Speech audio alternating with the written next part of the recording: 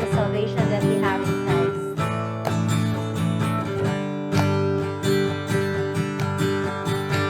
Great is your faithfulness, O God.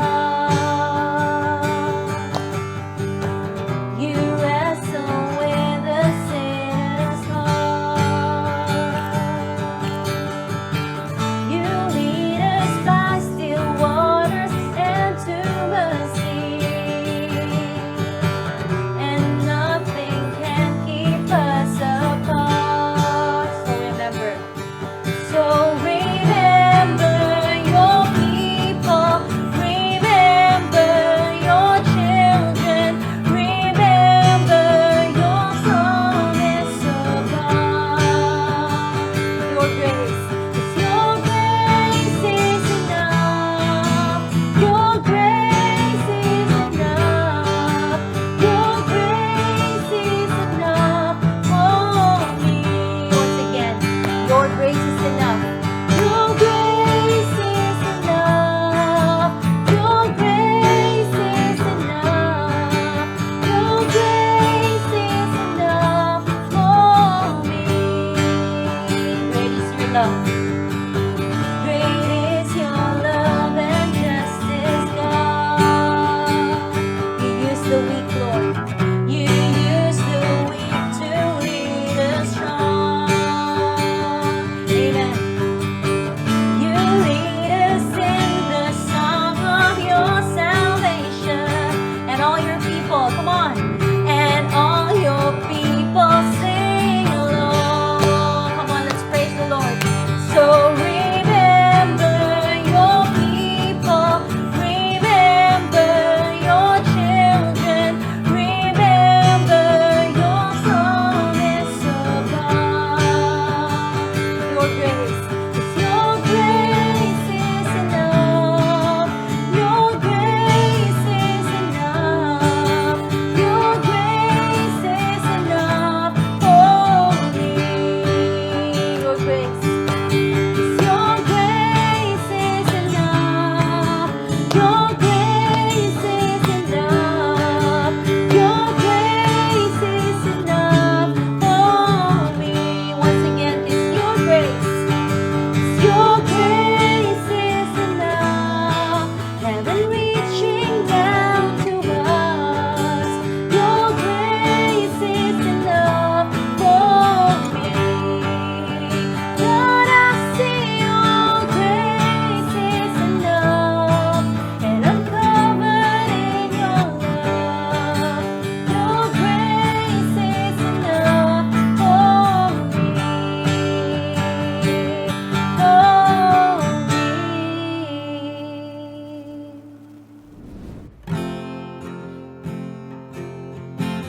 Sing this love song to you, Lord Jesus. Keep on falling in love with you.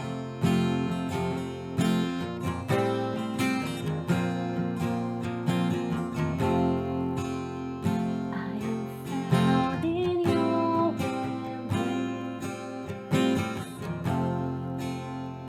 covered by your love. You're my deepest dreams, I know. Your love so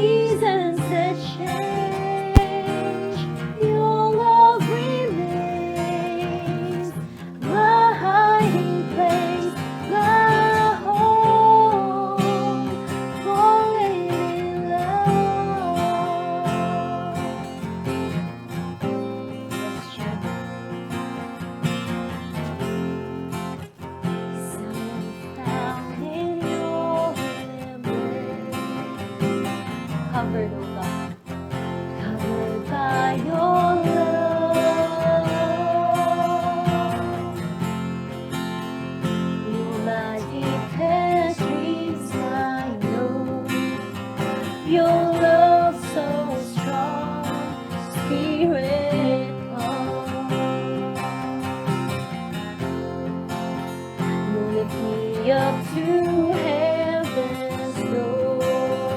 You restore us, Jesus. You restore my soul. 'Cause I can't live without your touch. I need you so much. I need you more. You're my rock and my redeemer. Yes, you are, Jesus. The rock on which I stand.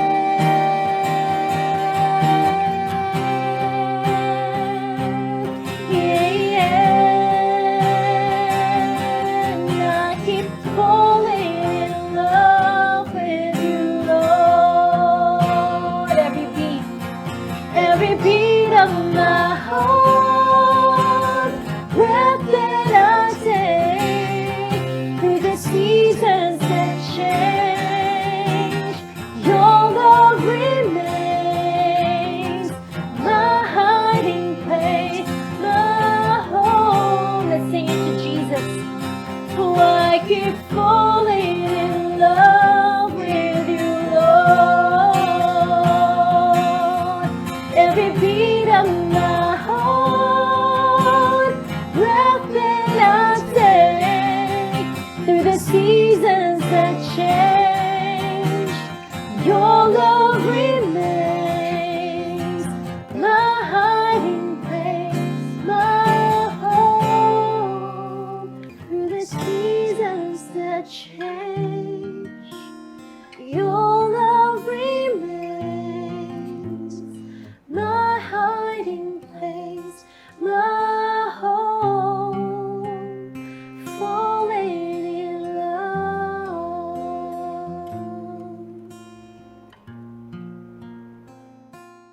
Maayong adlaw, community. This month we will have a new series about the God of loves. So there are many different kinds of loves that is being portrayed in the Bible. O for the 4 Sundays nato for this month of February, we'll be discussing all of these. Bago ta magsugod, I invite you to bow down your heads and let's pray. Lord God, we'd like to thank you for the month na nilabay. In fact, karong 2021, we thank you that many things have been happening. You have allowed us to learn new things. You have allowed us to transform in the way we think according to the knowledge of your word. So daghang salamat, Lord, for the Holy Spirit for being with us and changing our lives. And we pray na ubanan me again for this new series for the month of February. We thank you in Jesus' name. Amen and amen. So there are 4 kinds of love in the Bible. 2 have been mentioned multiple times, ikapila na, and that is agape and philia. However, eros and storge are rarely mentioned, or the opposite nila na tayo were mentioned. But ang Greek language, which the New Testament was gigamit originally for in recording the New Testament, these 4 are the words na ginagamit to portray the different types of love in terms of unsaon daw pakita para kay kinsa o kanusa sila na panahon na kinahanglan. So these are agape, eros, philia, and storge. O karon mag-istoryahan na ita about the first one, which is agape, which is God's love or sacrificial love or godly love. Ang atoang scripture is found in the verses most of us are familiar with. It's in John chapter 3 verses 16 to 21. For God so loved the world that he gave his only son, that whoever believes in him should not perish but have eternal life. For God did not send his son into the world to condemn the world, but in order that the world might be saved through him.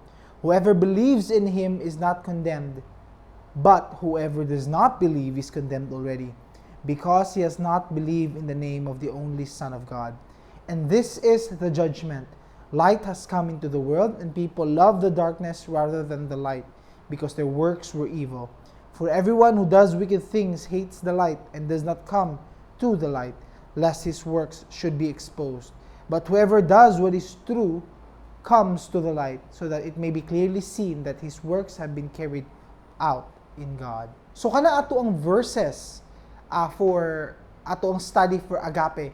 And gipakita diha na kana palang daan pagsugod pang nato For God so loved the world that He gave His only Son. That portrays a godly love. Kadang love na word diha, ang Greek word na gamit originally is agape. That is the kind of love na gina-explain nato as sacrificial love. And we see that in the cross. We see that sa paghatag sa Ginoo sa iyang kinabuhi because He sees na maura na ang only way for the world to be saved. It is through the sacrificial offering of God being sinless, perfect being, ug siya ang ultimate sacrifice na mobayad sa tanang sala. But what is most interesting about the cross, especially sa pag-study na to about agape, is most of us, pag mutan-aw ta sa story of Jesus Christ, which majority of us are already familiar with since bata pa ta, nating understanding, love na sa Ginoo.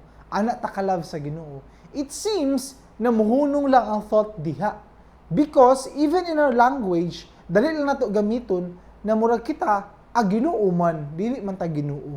Natay ana na concept nga lahi ang Ginoo pag abot sa gugma, lahi ang tao. And it seems we do not make any effort to copy or to emulate or implement the kind of love in our life.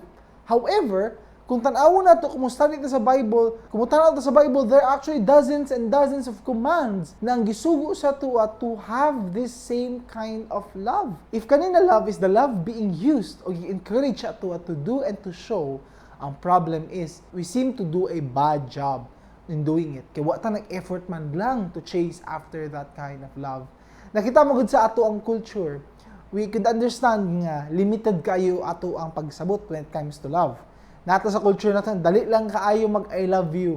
Di ba ginalabay nato na word na love, love ti ka. Na uban sa to, makit-an lang nimong isa ka tawo, ganahan ti ka saya, especially physically, or naa siya ginabuhat na socially, nga ganahan ka, in love na dayon ka. Or naay mga batanon karon, and even perhaps, kita sa adults, paspas kita mo ingog, I love you, or love ti ka. Dali lang kayo sa to, mulabay na word, but we seem to not understand unsa implication of love. In Matthew chapter 5 verses 43 to 48, you have heard that it was said, you shall love your neighbor and hate your enemy. But I say to you, love your enemies and pray for those who persecute you, so that you may be sons of your Father who is in heaven.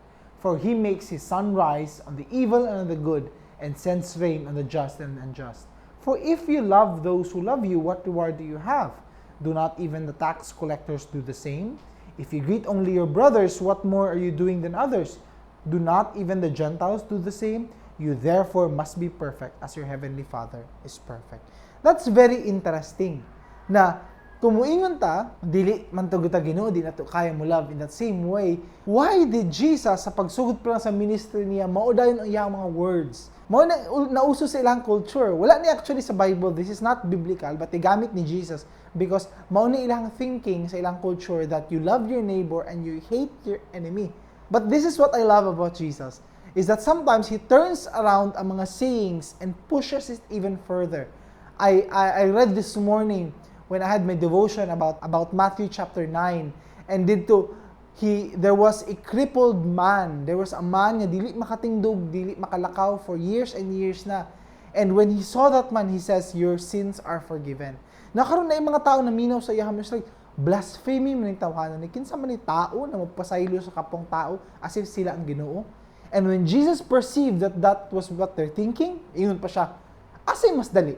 Muhin ko sa iya, your sins are forgiven? Or, alsaya mong kutsyon, unya pagbaktas. Mas lisod tong second one.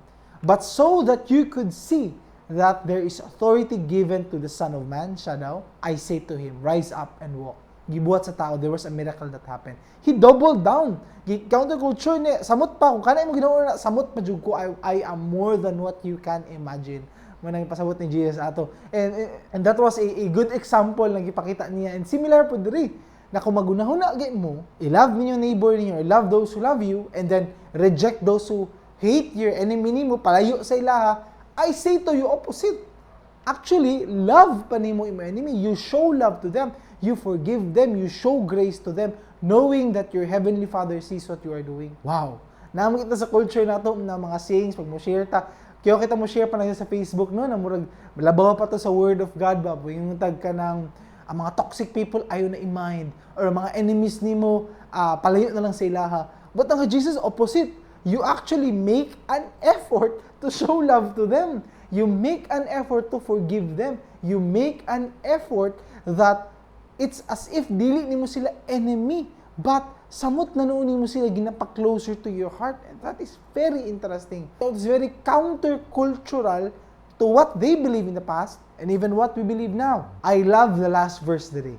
You must, ang gigamit ito, you must be perfect. You have to remember, kaning mga verses dali about loving enemy. You know what's the Greek word used here? It's not love as a friend. It's not love as a family. It's not obviously romantic love.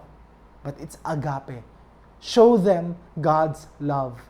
Enemies, kalaban sa imuha. Those who hate you, show them sacrificial love. Ikaw pa ang mo sacrifice for them. Mabitaw na, whenever naata diri in a community, though na ay hurts, na ay grievances, we always make an effort, even those who show hate to us or hurt us, we make always an effort na kita always ang magpaubos. Kita ang magpasaylo. Kita ang magpakita that love has forgiven us, that God has forgiven us, and in the same way, we have forgiven them.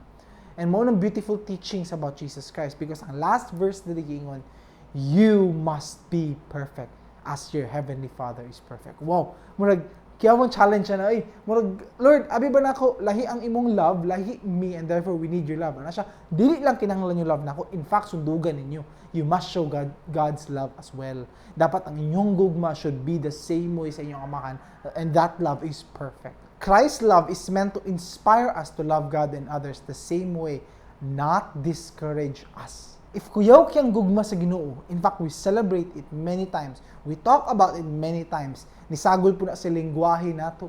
It must inspire us. Di ta mo ingon nga, lahi man ang Ginoo. Lahi man ang Ginoo magugma, di man sama sa atwa. In fact, i-push ta to love the same, to inspire us na sundugo na to ang love niya. In ato ang example gihatag sa Ginoo sa atwa.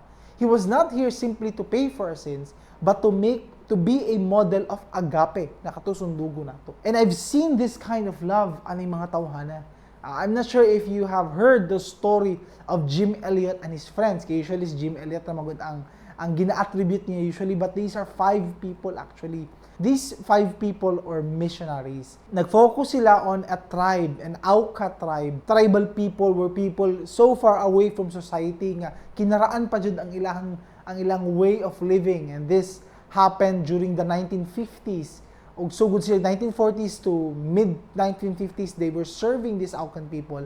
And kani mga tribal people na ni walay anyone na makatranslate for them. So simply they offered gifts, they gave many things to build a connection, to start a relationship with them. Dahil kasi sila mga techniques ginabuhat, because one of them is a pilot. Ang ginabuhat niya, they made techniques na makadrop sila gift dito sa ilahang limited technology that time. Like patuyoko nila ang airplane, tuyoko nila parang gift mag-slowly while ginapush nila in a basket hantod maabot sa tunga sa village, and many other things just to be connected ani mga tao.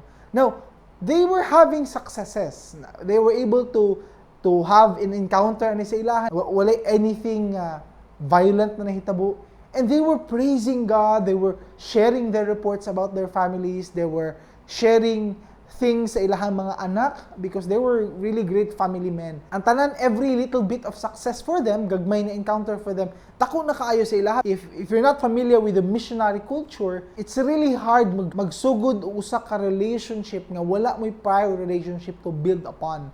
So kani mga tao pag makita nila ni lahig skin color puti kaayo, napadyon sila mga galupad-lupad na airplane na para sila kuyaw kaayo ning mga technology ani mga tawhana.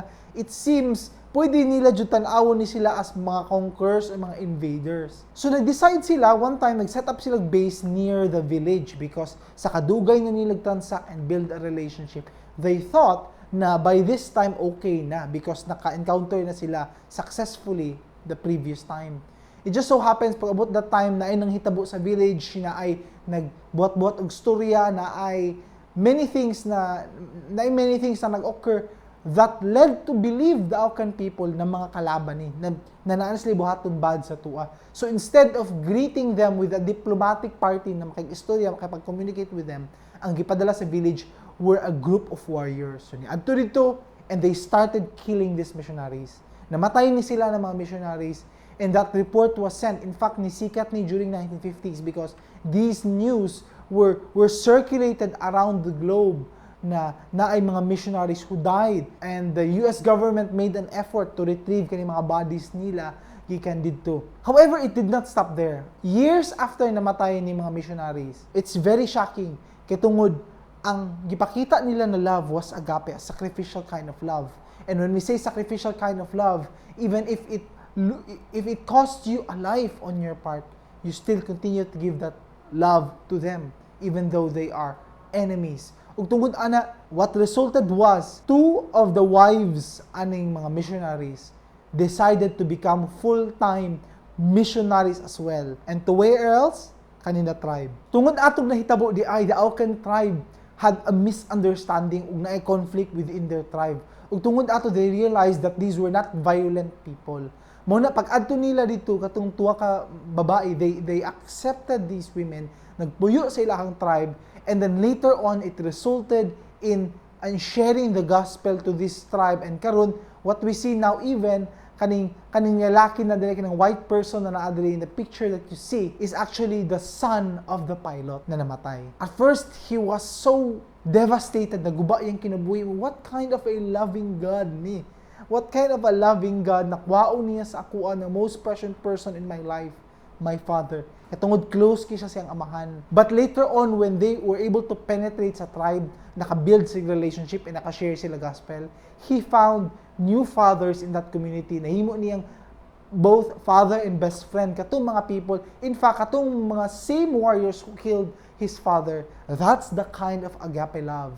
A kind of agape love that says, he is no fool who gives what he cannot keep to gain that which he cannot lose. Jim Elliot nag-ingon ani before his death.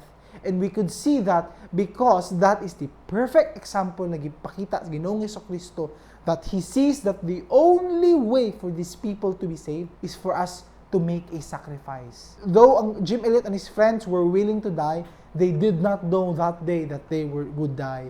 But Jesus himself, he knew the moment na buhatan niya that he would sacrifice himself. Mabitaw ang verses 16 and 17 reminds us, he gave his only son that the world might be saved through him.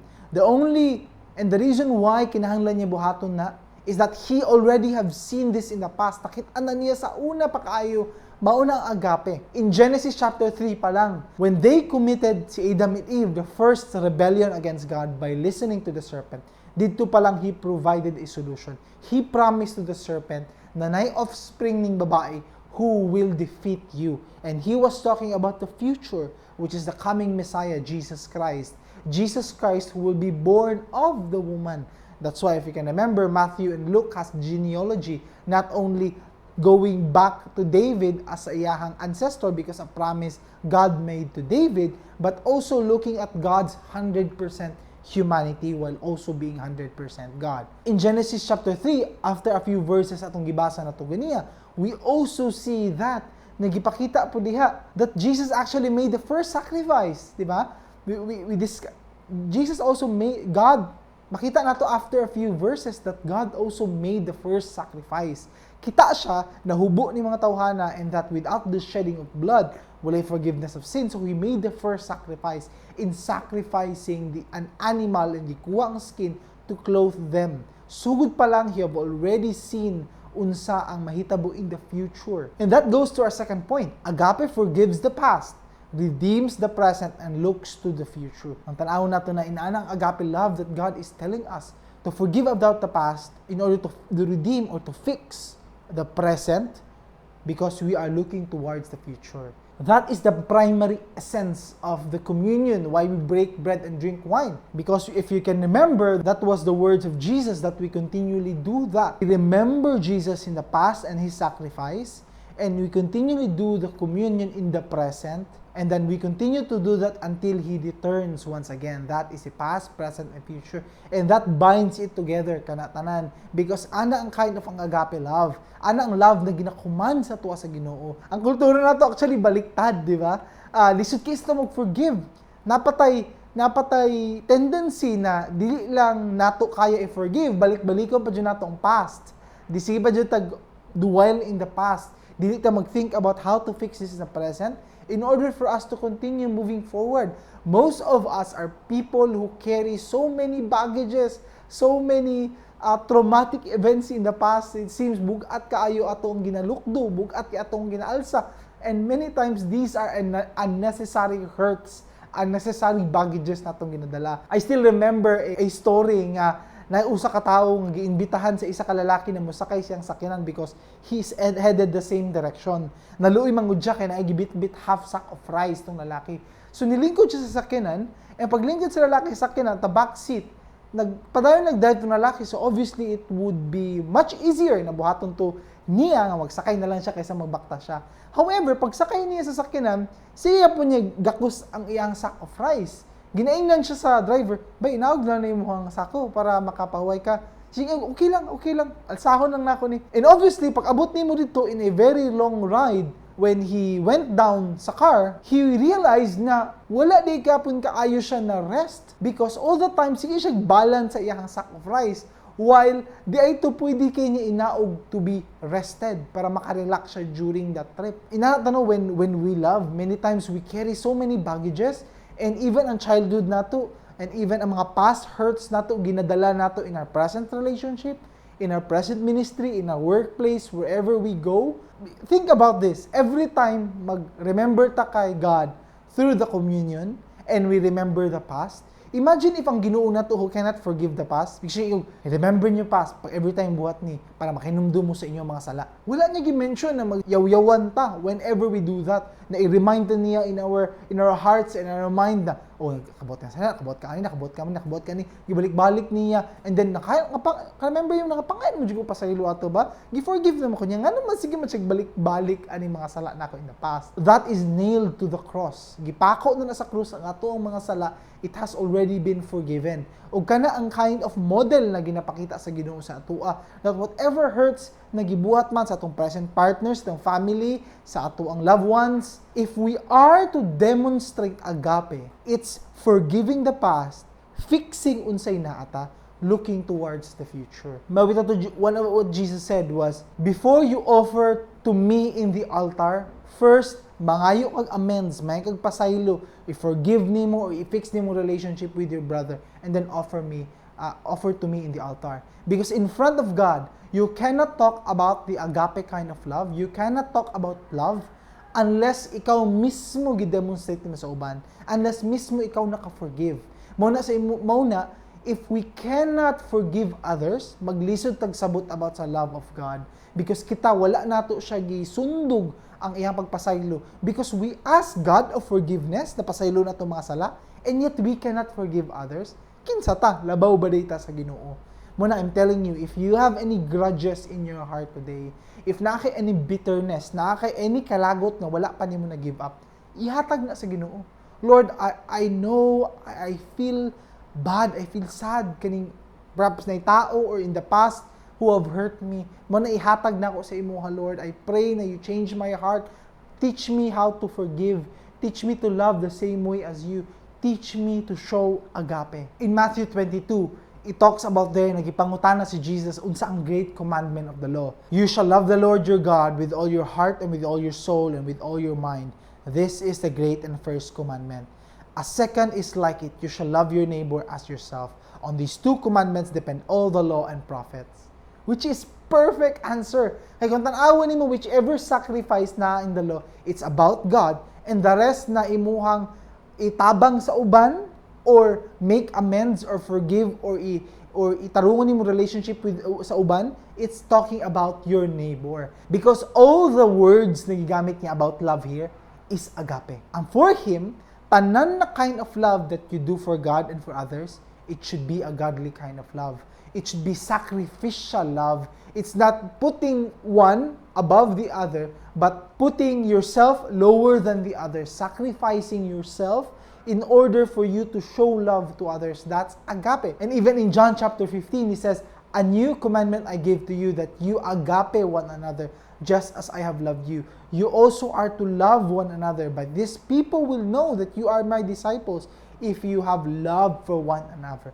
Again, gibalik po niya. Again, agape ang ginagamit niya word. Sacrifice, dili lang for others, but even for your brothers and sisters in the community.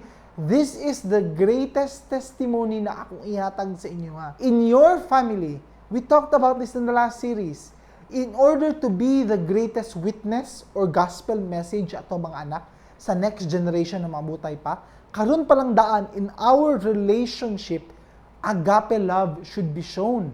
Agape love na makita nila how we sacrifice ourselves, sacrifice our resources, di lang pagtabang sa uban, but even sa atong brothers and sisters in the community. How we treat one another, that is the greatest testimony kung unsang kind of love na in the community. And to be honest, mo bitaw na many times, dahil kayo moingon sila, ganahan di ko ana inyong Kristo, di lang ko ganahan na mga Kristohano ninyo. And that is true, because lahi kayo ang mga words ni Jesus, and lahi kayo panagsang ato ang ginapakita sa uban. Since agape sees ahead, it risks being offensive for the sake of the gospel.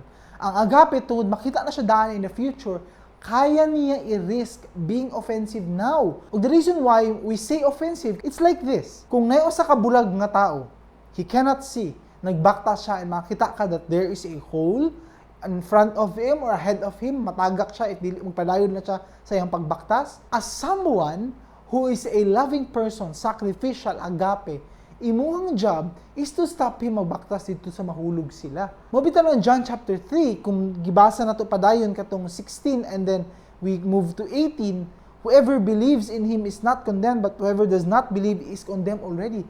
Because we are sinners, ang trabaho sa agape is that you see people all around you are hurting without the gospel. So even if to a point na kailangan nimo ang share sa gospel sila, ma-offend sila, o di kaya ang love nimong ipakita sa ila, it may be telling them na naa sila dili maayong ginabuhat, and which will eventually destroy them or damage ang ilang kinabuhi. You tell them that. Ang agape, natay mali na perception na God is a God of love. Muna di siya mag-judge. Mali. Actually, opposite. In fact, in the Bible, it reminds us to judge as long as ang criteria first is we have judged ourselves na dili tamang hipokrito na makita mo ingon sa uban and then kita wala nag-apply sa atong life. However, it is only confined in the community na mag-judge ta. We judge our own community. Actually, that is shown in not only the Gospels, but it's a repeated theme among Pauline writings ni Paul. And if God is the God of love, and He wants you to spend an eternity with Him, then gamiton niya ning lifetime na ni. Bahala na maka-offend siya sa imuha. Bahala na ipakita niya sa imuha that He wants you to repent and change your life because He wants to spend His focus on eternity with you. Dili karong lifetime lang nimo diri. Mo bitaw na it's a sad thing na naata sa culture nato karon na it seems ang pinaka-importante na thing nimong buhaton karon is not to offend anyone. A problem is the gospel really is offensive to those who are perishing. It is foolishness para sa ilaha. But we must share this to them kay tungod kinahanglan nila ni for their life. We are not showing agape if mahadlok ta maka-offend sa uban. Pero we risk that they will spend their whole lives in darkness sama sa atua if ata nakaila sa Ginoo. Because God has shown His love for us. Then therefore, ipakita nato ning same love sa ilaha in order for them to look at God as well. Mo never be afraid to offend anyone kay bangga ang imuhang viewpoint sa iyaha because ang imuhang moral standard is in the Word of God. Ang iyang moral standard, assuming he doesn't believe in any God or lahi na religion, he has a different moral standard. If wala siya katuo sa Ginoo, then he has no moral standard. His moral standard changes according to his perception of good. If mo tan-aw ka 100 years ago, bawal jud, mali jud ang mag-abort og bata, karon pwede na. It changes ang moral standard of those who do not believe God. It changes day by day. But your moral standard is the same because we serve the same God yesterday, today, and forever. Dili magbago ato ang Ginoo. And what He says in His Word, that is His moral standard. And that is why ang agape, ang sacrificial kind of love, is that you risk na mawala ang relationship for the sake na kailangan nimo ni iingon sa iyaha because these are the words of life. Kinahanglan ako ni share sa imuha because I don't want you to suffer being an enemy of God as someone who is living your life contrary kung unsay giingon sa Ginoo na dapat nimo i-live sa imong kinabuhi. Ang imong kinabuhi, it's not yours, it's God's. Siya ang nag-invent ng life nimo. You have an accountability to give it to Him, to be redeemed by Him. Therefore, we must be ready to offend someone for the sake that we want them to enjoy their life eternity with our God. Mabita na in Hebrews chapter 12, it says here, the Lord disciplines the one He agape and chastises every son whom He receives. In fact, the Proverbs, na yung mga Proverbs na nag-remind sa atua that if we don't discipline our son, we kill him, we judge him, we condemn him, kaya wala na siya disiplina. In the same way, if you really perform agape, you are willing to risk offending or hurting others if long-term ang imong goal is for them to realize that they should have a relationship with God. Ang last parts nato in John chapter 3, it says here, this is the judgment. The light has come into the world and people love the darkness rather than the light because their works were evil. For everyone who does wicked things hates the light and does not come to the light, lest his works should be exposed. Whoever does what is true comes to the light, so that it may be clearly seen that his works have been carried out in God. And I know, lisod kaayo ang agape. To model that same kind of love, buhato nato, that's very hard. In fact, kita palang gani, makaingon ta nga even ang relationship, ang eros, ang romantic love nato, di pa maging nato ng perfect, how much more kaning agape kind of love? And that is our last point. Knowing agape is not the same as experiencing agape. For you to be able to show agape kind of love, you must learn and study and experience agape kind of love. Man, unless we are serious with the Bible, unless we are serious with the Word of God, we could never experience and understand agape. And this is the most challenging sa tanan. I will read these verses and I will let you guess something. Husbands, love your wives as Christ loved the church and gave Himself up for her, that He might sanctify her, having cleansed her by the washing of water with the word, so that He might present the church to Himself in splendor, without spot or wrinkle or any such thing, that she might be holy and without blemish. In the same way, husbands should love their wives as their own bodies. He who loves his wife loves himself, for no one ever hated his own flesh, but nourishes and cherishes it, just as Christ does the church, because we are members of His body. Therefore, a man shall leave his father and mother and hold fast to his wife, the two shall become one flesh. This mystery is profound, and I am saying that it refers to Christ and the church. Could you guess unsang Greek word ginagamit niya for love? Obviously, karong atong message karon, agape. Husbands, agape your wives. Choose a partner who is not an expert in eros, but strives and continually does agape. And first and foremost na ginapakitang agape is towards God. Natay culture karon, natay understanding karon, this is driven and fueled by the movies that we see, mga TV series na atong ginatanaw, o literature na atong ginabasa, and wherever na atong ginakuha. It seems for us that the sweetest kind of love is katong love na grabe kaayo iyang ihatag sa isa ka partner. Muhatag siya flowers, muhatag chocolate, magpag-demonstrate siya acts of love. That is not actually the love that God requires in a marriage setting. Ang gisugo sa Ginoo that the husbands would show agape, sacrificial love sa ilang mga wives. That is the image na gihatag sa Ginoo towards a perfect marriage, na kana ang number one, ang pagiging sacrificial love towards one another. Ang mali nato, both sala ni sa mga lalaki ug sa mga babae, because ang lalaki, ang thinking nila, they are always frustrated because dili nila mahatag or dili sila pirmi romantic, and they see themselves as failure as being husband. So imposible na because dili man jud ako maabot ng gusto nimo wife, and then the wife would base in love siyang husband based on the romantic gestures na gihatag, eros.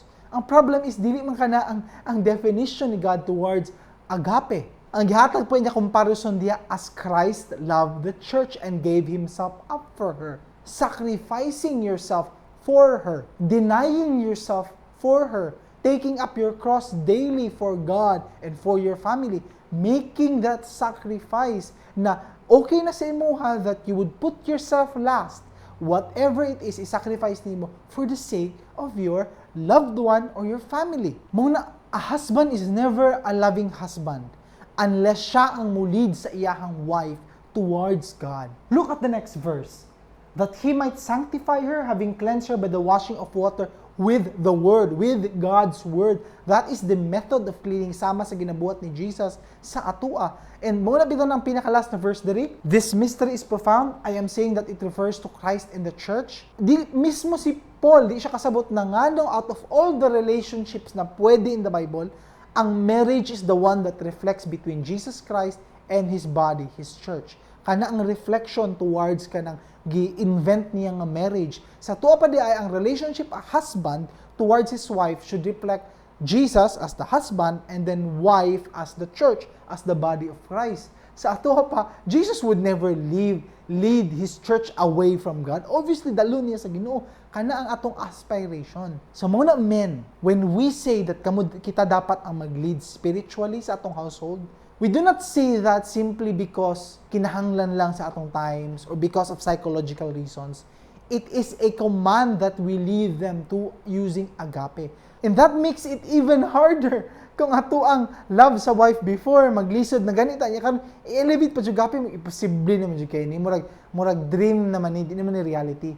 And that's the point. Posible siya because God will enable us. And God will enable us if we understand and experience it with Him first. Men, young people, or teens, or even kids, lalaki, if you aspire to be the best version of a husband that God wants you to be, and yes, gina-aspire na sa Ginoo sa imong kinabuhi, seek Him, know Him, intimately understand agape from Him first, bago ni mipakita sa babae. Because eros will never sustain you. I tell you, in my almost 10 years of marriage, eros will never sustain you. Romantic love will never sustain you. Chocolates and flowers and poems and social media posts and pictures and my stories, unsay buhaton nimo na tanan, it will never sustain the fire of your marriage. What sustains it is ang agape, sacrificial kind of love. When you outdo one another in honor, when you show that ang imuhang partner, that you're willing to sacrifice imong partner, whatever it may be, that robs you from that relationship with her, or same with the wife to the husband, if it may be social media, you are willing to sacrifice that. Whether it be video games na mukaon sa imuhang time, you are willing to sacrifice that. Tanggalo nimo tanan, even ang resources and mga hobbies, you are willing to sacrifice that. If that damages or endangers imong relationship with your family, especially to your spouse, you're willing to sacrifice it. That is agape. If ang version of agape means the death of a life, taas na kayo na, then how much more kani mga little things, little me time or distressing na to mga ginabuhat, if that robs us away from getting our pleasure and entertainment and time with our spouse instead of all these things. And tungod lisod kayo na, sugod na karon, learn about Jesus. Ilailaha siya using His Word.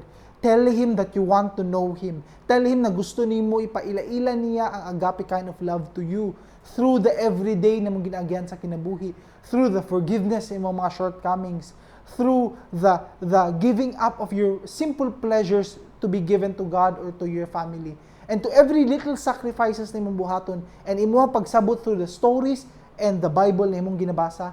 Learn the best you can about Him using God's Word. Never expect na maglast ang imong love relationship without knowing God first, the author of agape. I invite you to bow down your heads.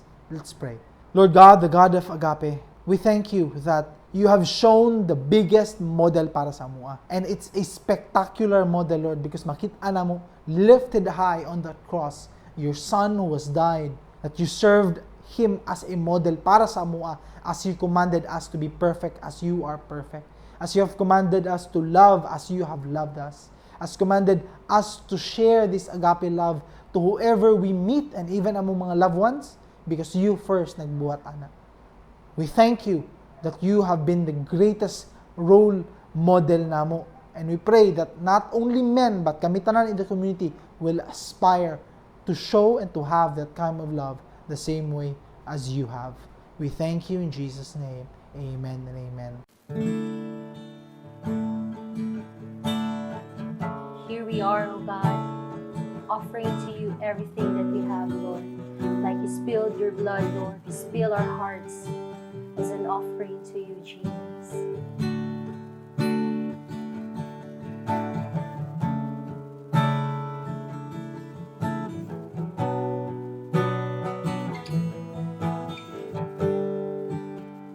Alabaster jar is all I have of worth. I break it at your feet, Lord. It's less than you deserve.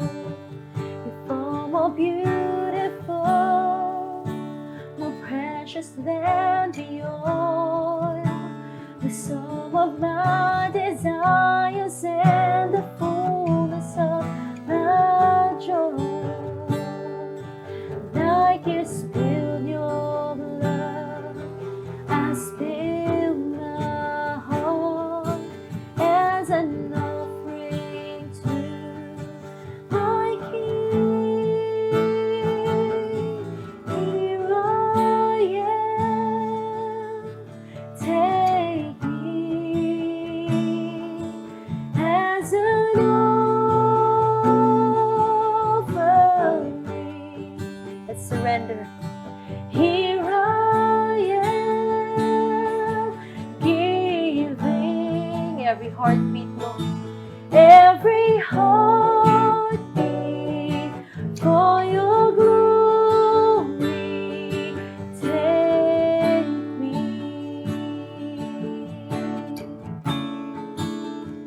Yes, Jesus. This time that we have left, Lord, surrender to you.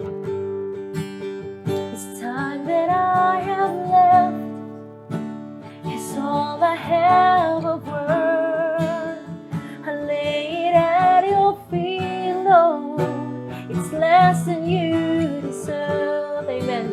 And though I've little strength, and though my days are few, you gave your life for me so I could live a life for you. Come on, church. Like you spilled your blood, I spill my heart as an offering to my King. Here I am, take me as an offering. Receive our offering, Jesus. Here I am, giving every heartbeat for your glory. Here I am, take me as an offering.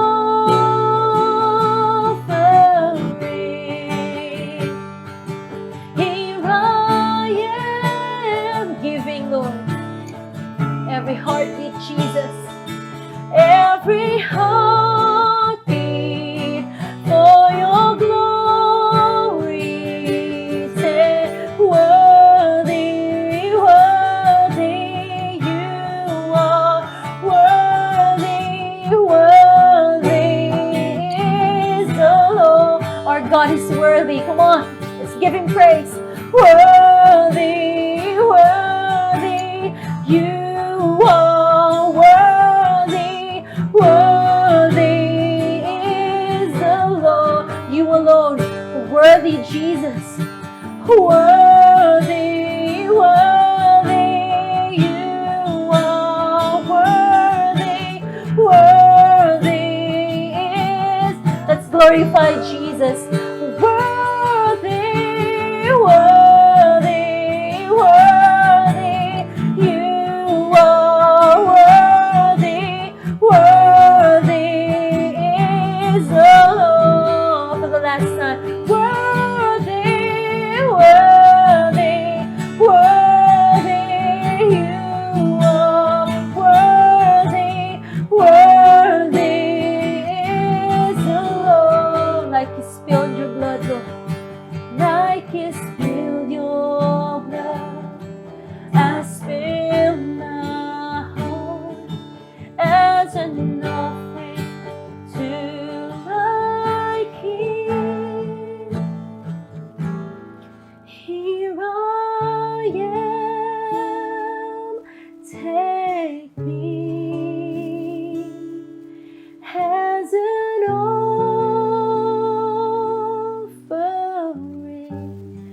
is your prayer. Here I am, giving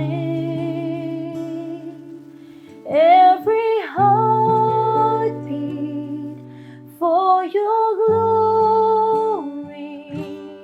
Here I am, take me, yes, Jesus, as an offering.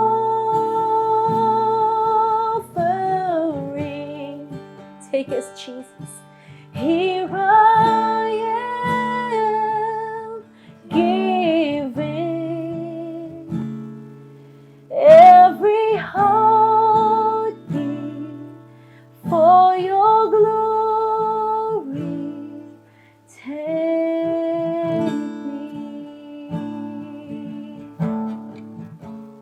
for your glory alone. Take me. You are worthy, Jesus.